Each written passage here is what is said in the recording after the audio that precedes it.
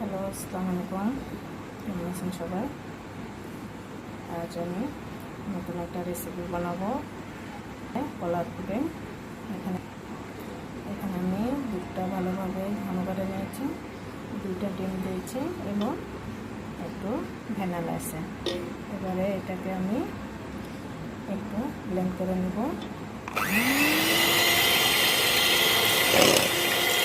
সাহায্যে ভালোভাবে ব্লেন্ড করে নেব। এখনো ব্লেন্ড করা হয়নি, কুসুমটা দেখা যাচ্ছে।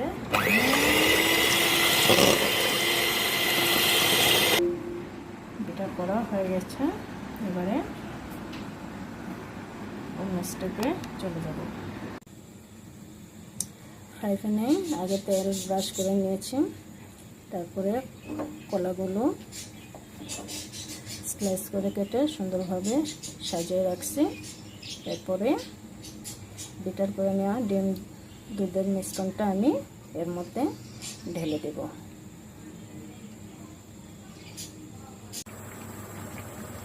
আমি ঢেলে দিয়েছি। এবারে হালকা মিডিয়াম আছে এই পুডিংটা তৈরি করব। এবারে ঢেলে দিলাম। রেডি হয়ে গেছে ডিম কলা পুডিং। কত সুন্দর একটা কালার এসছে।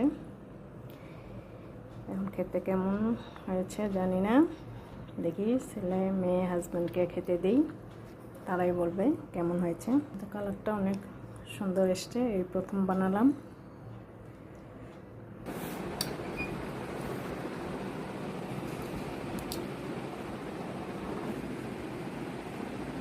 ভালো হয়েছে। কেমন হয়েছে?